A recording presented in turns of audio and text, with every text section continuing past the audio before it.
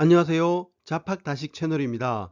오늘은 소련의 해체 이유, 왜 잘나가던 소련은 갑자기 해체되었는가 라는 제목의 영상 보내드리겠습니다.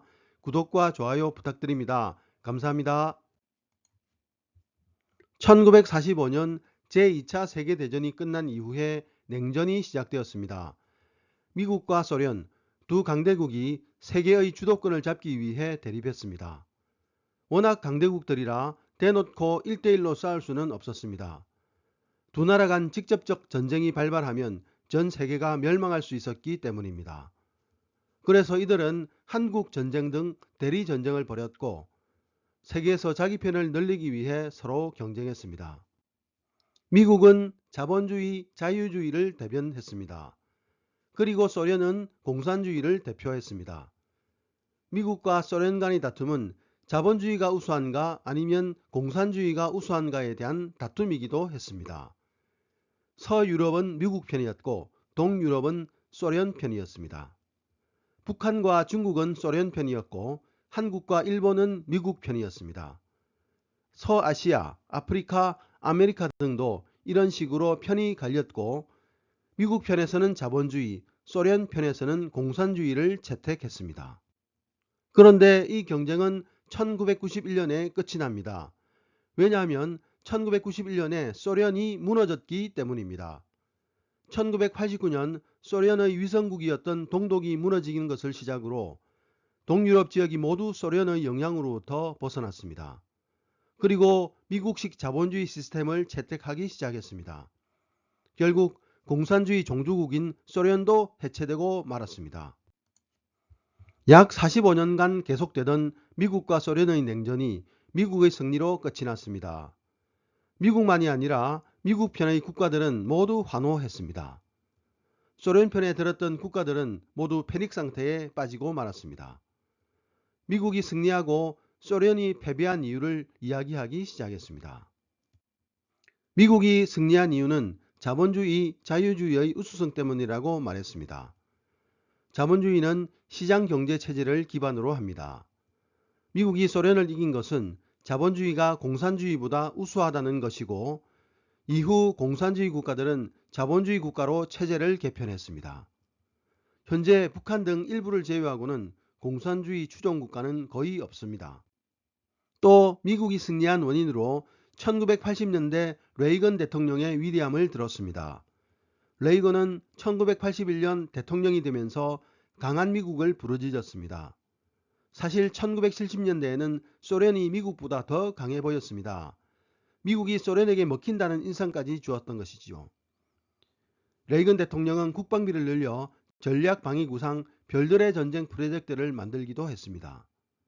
이런 레이건의 압박에 결국 소련은 버티지 못했다는 것입니다. 레이건은 소련과의 냉전을 이겨낸 대통령으로 평가받습니다. 그럼 정말로 소련이 망한 이유는 무엇이었을까요? 공산주의 경제체제가 더는 작동하지 않은 것 때문일까요? 아니면 레이건 대통령의 압박을 견딜 수 없었기 때문이었을까요? 사실 소련이 망한 직접적 이유는 거창한 이유가 아니었습니다. 이유는 바로 원유 가격이 떨어졌기 때문이었습니다. 1980년대 1배럴당 70달러 하던 유가가 1980년대 말에는 1배럴당 10달러로 폭락했습니다. 원유 가격의 폭락은 우리나라 같은 석유 수입국에는 축복이었습니다. 그러나 소련 같은 원유 수출국에는 재앙이었던 것입니다. 1980년대에 소련의 주요 재원인 원유와 가스의 가격이 7분의 1로 폭락했습니다.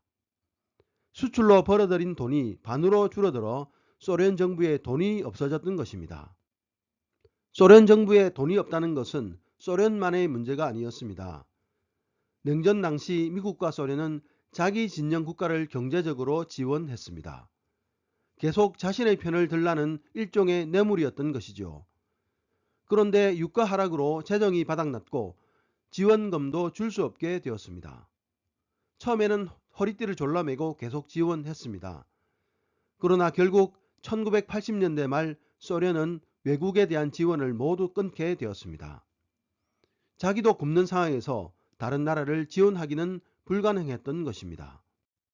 소련 위성국가 재정에는 소련의 지원이 큰 비중을 차지했습니다. 소련 위성 국가들은 지원을 받는 대신 서유럽 미국과 거래하지 않았습니다.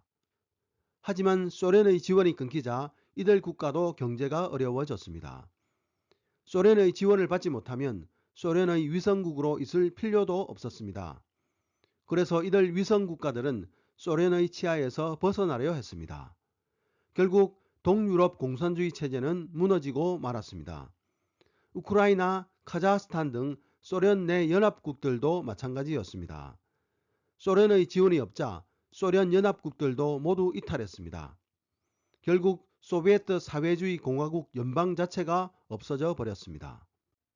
1991년 소련의 붕괴가 자본주의의 승리 때문이었을까요?